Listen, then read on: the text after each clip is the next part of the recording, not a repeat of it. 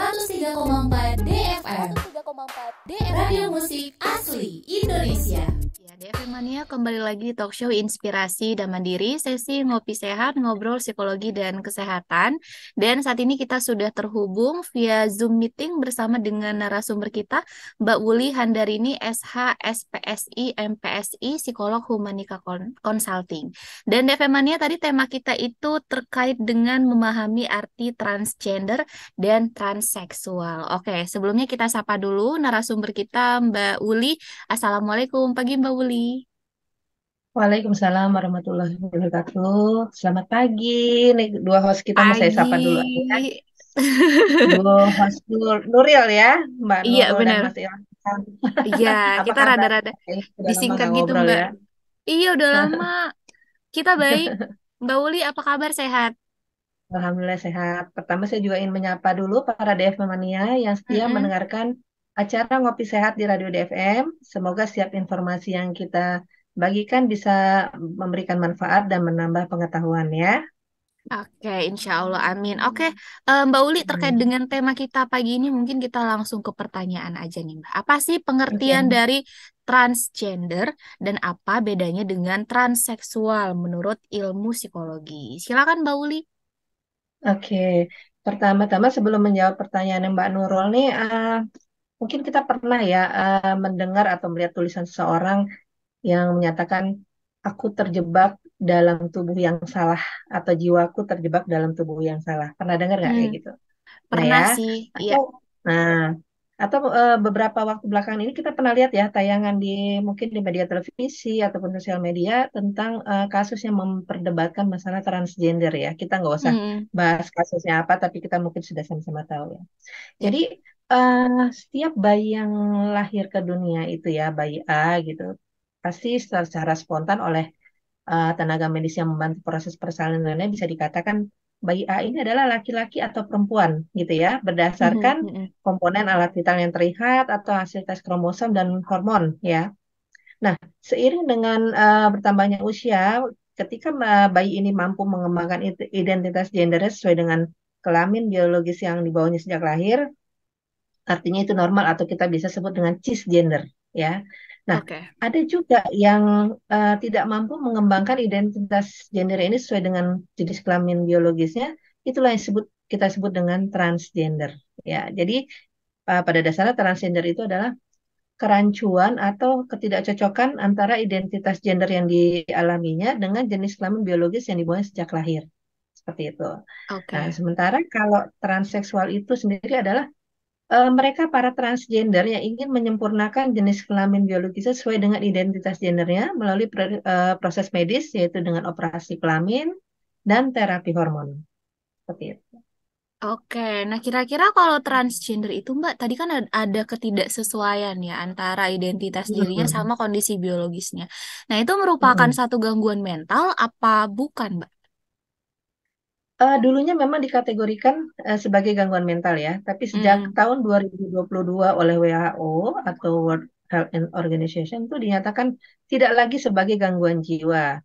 Dan juga oleh para pakar psikologi dan psikiatri dalam kitabnya mereka, yaitu mm-mm. DSM-5 DR atau Diagnostic and Statistical Manual of Mental Disorder itu identity gender disorder atau gangguan identitas gender ini sudah tidak dikategorikan sebagai gangguan jiwa, tapi lebih fokus membahas pada gender dysphoria, yaitu rasa tidak nyaman, tekanan atau stres yang dialami para transgender ini dengan kondisi yang dialaminya, sehingga membuat mereka ada keinginan ingin mengubah perilaku, mengubah penampilan, mengubah nama, bahkan ingin mengganti kelamin mereka, seperti itu.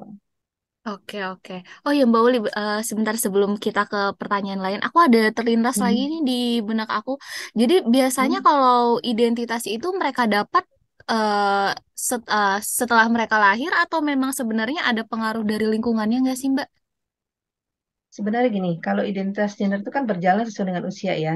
Jika Mhm, memang mhm. mereka tidak ada masalah dengan tadi unsur genetiknya, mereka akan sesuai dengan jenis kelamin di bawah sejak lahir gitu ya. Tapi Oke. kadang juga bisa berubah dengan faktor-faktor tertentu. Salah satunya ada faktor lingkungan. Misalnya trauma. Hmm. Nah, nanti kita bahas pas di belakangnya nih nanti ya. Oke, siap. Terima kasih Mbak Wuli Oke. ya. Ya. Oke, baik Mbak Willy. Ini terkait pertanyaannya nih. Apakah ada Hmm, ciri-ciri tertentu nih seseorang mengalami kondisi transgender atau transseksual yang sudah terlihat sejak dini? Seperti apa nih Mbak contohnya? Oke, kalau ciri-ciri umum yang bisa kita lihat itu ya, kalau yang udah dewasa kan pasti pernah lihat ya ada orang misalnya laki-laki gayanya dengan yang gemulai gitu ya, Hmm. perilakunya atau bahkan dandannya hampir menyerupai perempuan dan dia. Tapi biasanya mereka juga punya konflik tersendiri dalam diri mereka. Mereka tahu ini salah, mereka tahu ini nggak benar, tapi mereka juga nggak bisa menolak dorongan itu, seperti itu ya. Nah itu ciri-ciri yang umum bisa kita lihat. Nah, kalau dari anak-anak apakah bisa kelihatan apa ciri-cirinya? Sebenarnya bisa.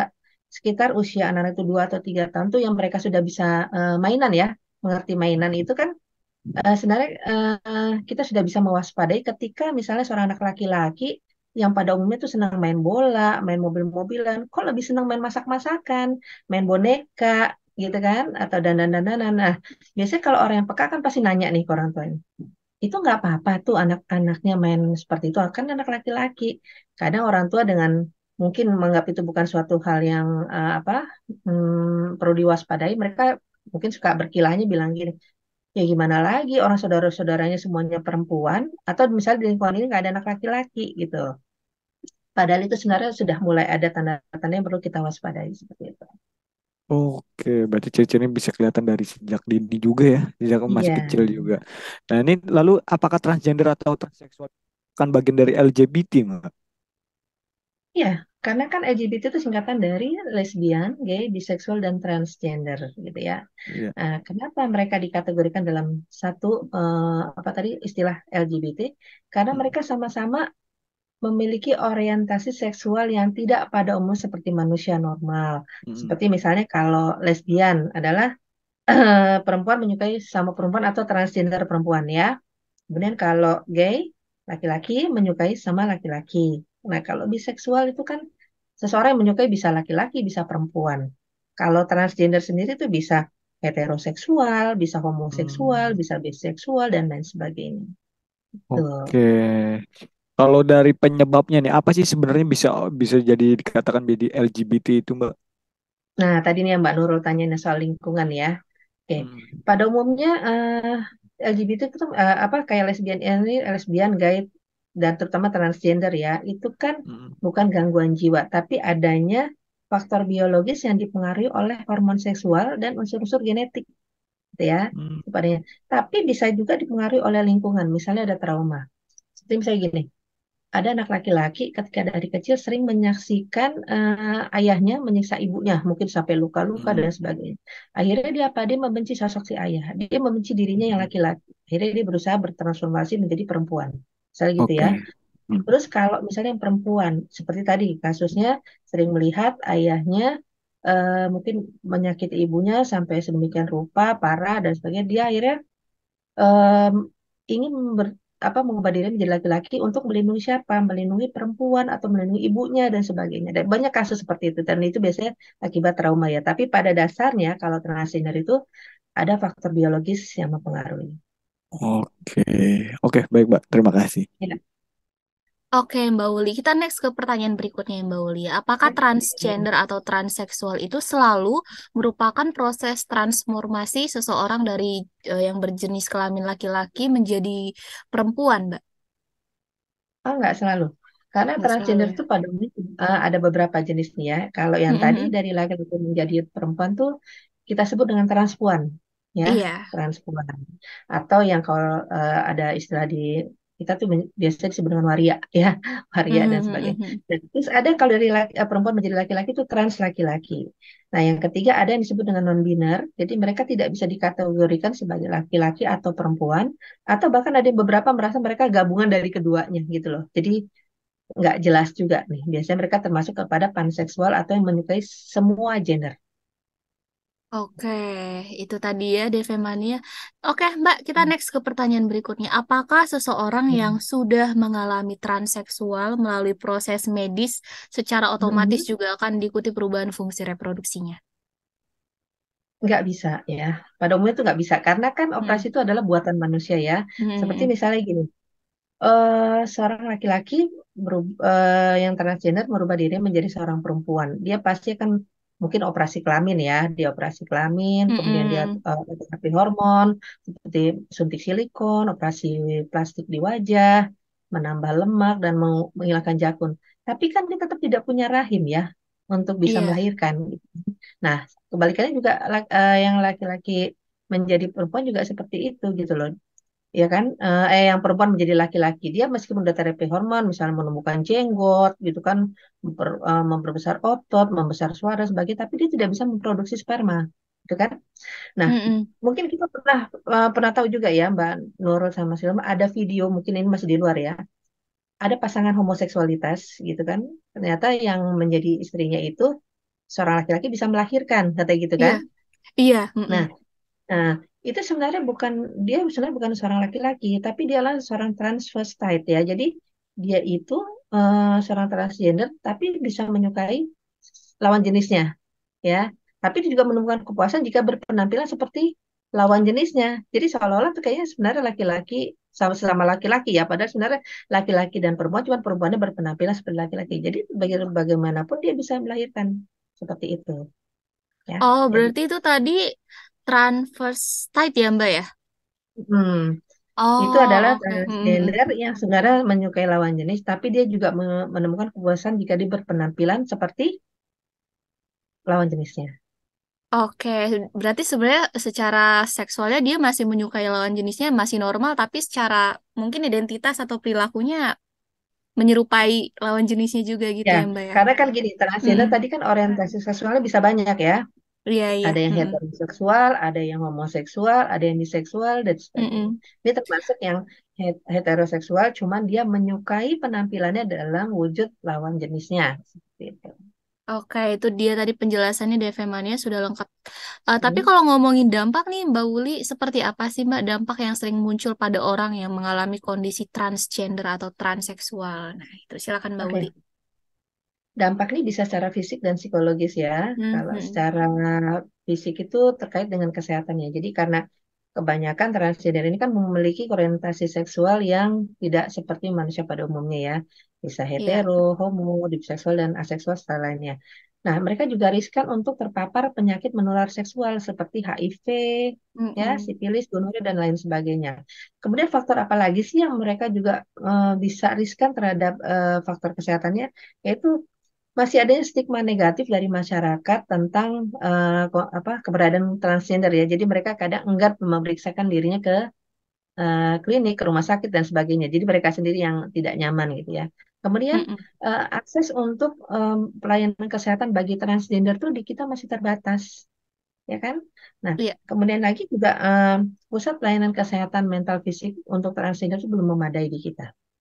Nah, kemudian kalau dari segi psikologisnya, itu apa sih dampaknya?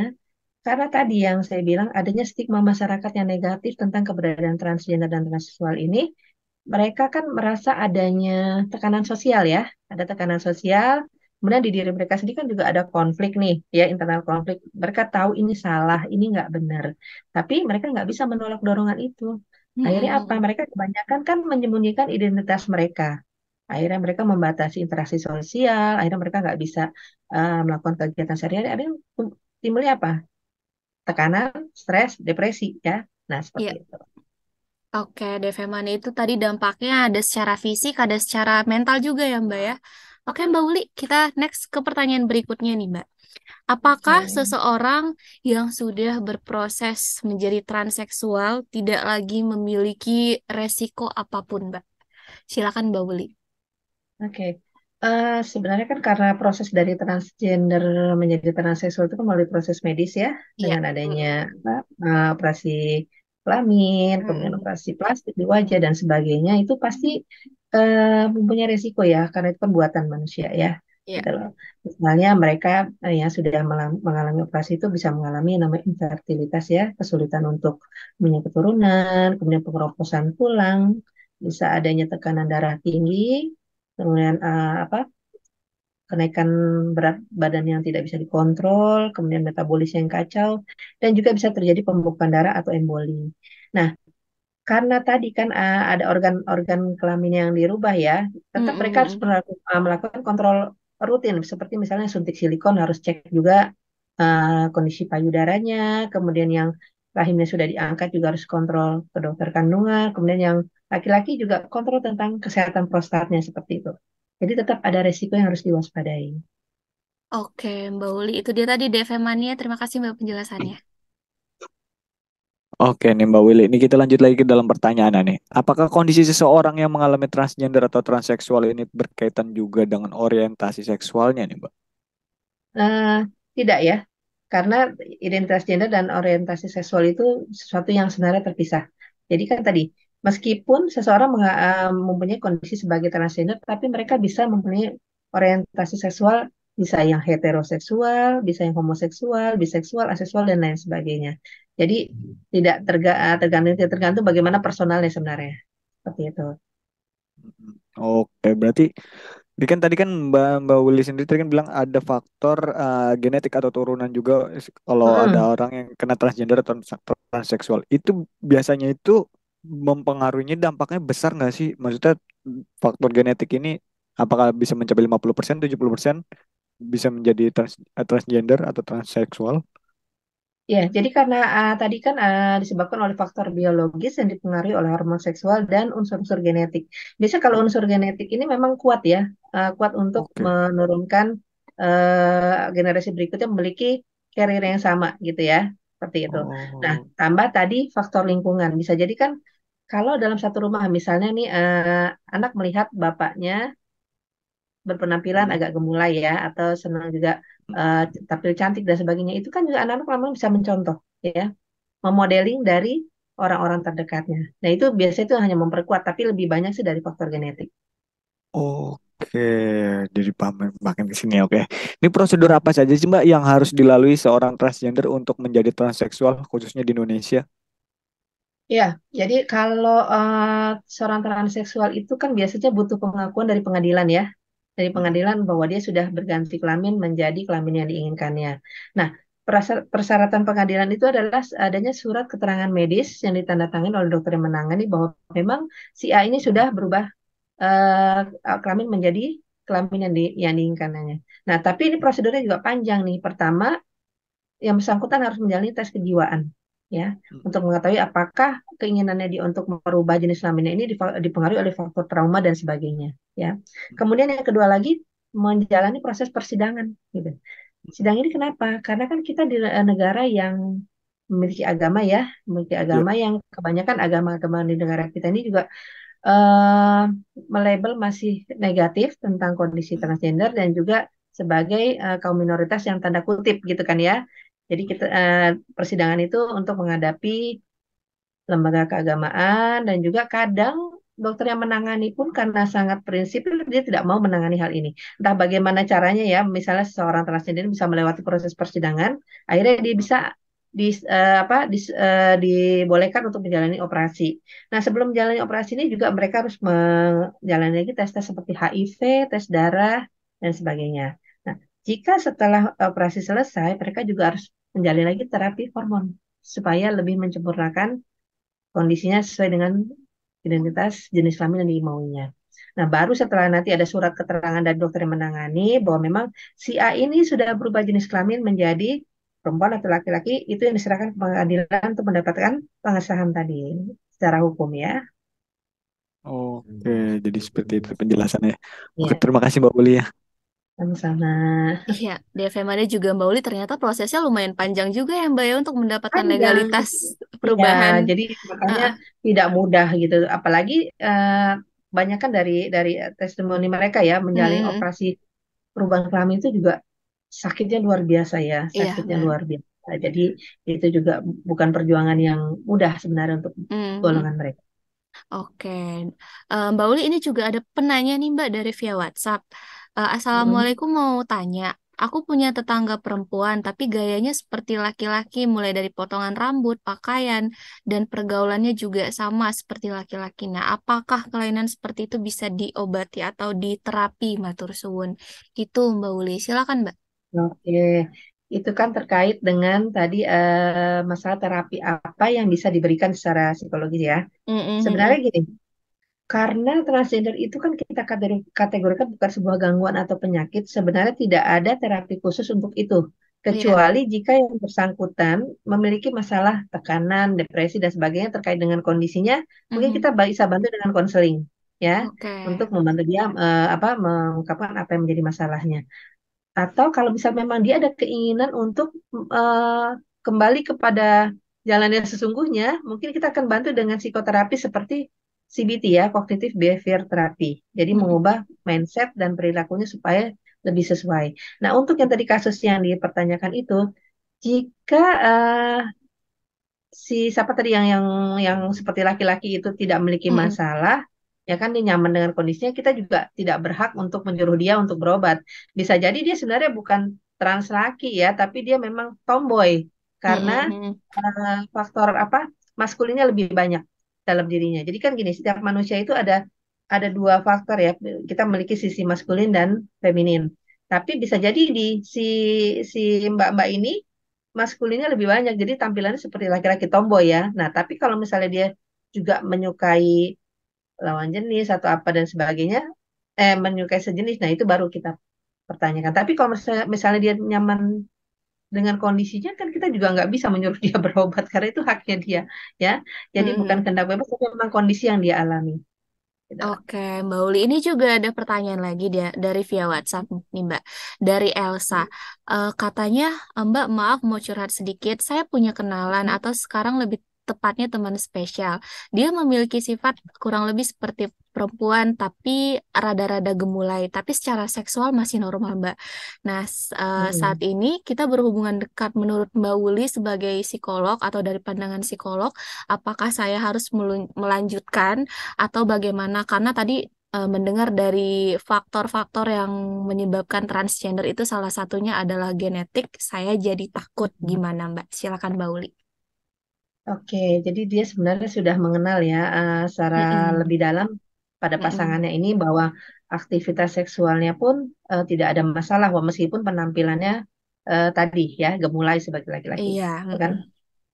Ya itu tadi kembali bisa kita bahas lagi yang transvestite tadi ya. Bisa jadi kecenderungan ke situ juga bisa, atau memang tadi dia punya unsur femininnya lebih lebih kental dalam dirinya, gitu kan? Itu dikembalikan lagi kepada si penanya ini, apakah memang kalau dia sudah nyaman dengan ini ingin diteruskan, ya itu keputusannya dia. Tapi kalau misalnya ini menjadi ganjalan untuk kemudian hari dengan ada faktor genetik dan sebagainya, mungkin bisa dibicarakan lagi seperti itu ya. Karena Mm-mm. kita nggak bisa juga menyarankan sesuatu yang sebenarnya di antara mereka nggak ada masalah gitu kan ya. Nggak ada Mm-mm. masalah, tapi kalau misalnya memang jadi pertimbangan, silakan dipikirkan saja kembali untuk lanjutan jika memang mengkhawatirkan masalah genetik tadi gitu loh. Oke, Ya, terima kasih Mbak Uli untuk jawabannya. Oke, oke. next Mbak, bagaimana tips yang baik untuk berinteraksi dengan mereka yang memiliki kondisi sebagai transgender atau transseksual? Silakan Mbak Uli. Oke, misalnya di lingkungan kita nih ada ya, kita lihat teman atau kenalan kita yang kecenderungannya sepertinya memiliki kondisi transgender. Kita tuh Hmm. jangan kepo, misalnya berinteraksi sama dia tuh pertanyakan, kamu tuh dulunya bisa jadi kayak gini gimana sih? Misalnya gitu kan.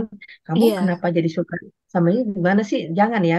Tetap hargai Mm-mm. dia sebagai personal yang pada umumnya seperti teman-teman yang lain. Kemudian kita nggak perlu menanyakan juga, dulu nama kamu sebenarnya siapa gitu ya. Misalnya dulu namanya Dino, sekarang jadi Dina misalnya gitu ya. Terus kita Mm-mm. nggak bosan menanyakan kenapa harus ganti nama gitu kan. Terus kita boleh menanyakan kamu senangnya dipanggil apa, Mbak atau Emas. Nah itu kita hargai gitu Mm-mm. ya. Kemudian kita juga hormati juga jika dia memang masih ingin menyembunyikan identitas dirinya dari orang lain selain kita, gitu loh. Jadi kita juga harus hargai itu. Kemudian Mm-mm. dalam berinteraksi juga sikapnya normal aja, karena mereka kan juga sebenarnya manusia biasa yang tidak mengkhawatirkan ya. Terus kita juga memberikan respon yang tidak berlebihan. Misalnya gini, kamu kayaknya lebih cantik dari perempuan yang sesungguhnya. Dari nggak usah ya, kita bersikap interaksinya biasa aja. Kecuali kalau dia misalnya curhat sama kita, menyatakan bagaimana kondisinya dia tertekan dengan transgender yang dialaminya, nah baru kita bantu tuh untuk dia mungkin konsultasi dengan para ahlinya. Seperti itu. Oke, Devemane. Jadi seperti itu ya. Terima kasih Mbak Uli atas Mm-mm. penjelasan. Oke, Mbak Wuli. Ini sebelum kita mengakhiri acara Mbak nih, apa sih Oke. tips-tips positif dalam hal transgender atau transseksual ini, Mbak, untuk masyarakat luas dan khususnya untuk DV Mania nih? Oke. Kadang kita nggak disadari kita punya teman atau kenalan ya seperti tadi saya bilang yang memiliki kecenderungan dalam kondisi transgender. Mungkin karena kita nggak terbiasa atau kita terpengaruh oleh stigma masyarakat ya tentang mereka yang Mm-mm. kurang pas, akhirnya kita juga kadang bingung ya mau berinteraksi ya. Bingung Mm-mm. gimana caranya. Sebenarnya sih nggak masalah, mereka tetap biasa kok. Jadi kita nggak perlu mendiskriminasi, melakukan perundungan dan sebagainya. Kita Ya, tetap berinteraksi seperti biasa, tapi kita jangan mencari tahu privasinya lebih dalam gitu ya. Kecuali kalau dia sendiri yang cerita, dia minta bantuan dan sebagainya. Jadi perlakukan juga biasa, tidak perlu kita juga tadi mencari privasi lebih dalam. Terus kita hormati kalau dia pengen dipanggilnya sebagai apa, gitu loh. Misalnya dia memperkenalkan namanya si A gitu ya, kita panggil dengan itu. Misalnya dia kadang menyebut dirinya, aku nih Mbak ini sebenarnya kita hormatin gitu loh ya. Karena itulah keberanian dia. Kita bukan berbicara dengan sepatunya, bajunya, dan ini kita berbicara dengan jiwanya dia gitu loh. Jadi hargain itu ya. Memang mereka masih masuk kaum minoritas yang masih labelnya itu masih tanda kutip dengan kita, tapi pada dasarnya mereka bukan orang yang memiliki gangguan atau penyakit ya. Jadi mereka tetap manusia biasa yang memiliki hak untuk hidup bebas, aman, nyaman di negara kita tanpa melihat suku, ras, dan agama. Seperti itu. iya. Oke, baik, Mbak. Setuju banget nih. Berarti kita harus juga menghormati orang tersebut ya. Misalnya Iya, panggilnya Mario, berarti dipanggilnya kalau malam tuh Maria. Kita minta aja ganti konsep ketika dipanggilnya Maria, Maria gitu ya. ya Itu kita loh, harus Mbak. hargai itu karena itulah jiwanya mereka ya. Jadi kita Iya, bicara iya. dengan jiwanya bukan dengan apa yang tampil di luarnya seperti itu. Iya, benar banget. Oke, terima kasih nih, Mbak Willy ya. Sama-sama. Oke, Mbak Uli Handarini SH, SPSI, MPSI, Psikolog Humanika Consulting. Terima kasih banyak Mbak untuk waktunya, untuk edukasinya. Bareng kita juga DFM Mania. Sama-sama. Dan tema kita pagi ini luar biasa banget. Terima kasih banyak Mbak sekali lagi untuk Humanika Consulting Sama-sama. juga. Oke, Ya, DFM Mania terima kasih banyak yang sudah atensinya, sudah mengirimkan pertanyaan dari via WhatsApp. Nanti yang ketinggalan bisa kita post di YouTube ya, Bang Ilham ya. Oke, Mbak Uli dan juga Devemania, akhirnya kita yang bertugas pamit. Wassalamualaikum warahmatullahi wabarakatuh. Waalaikumsalam warahmatullahi wabarakatuh.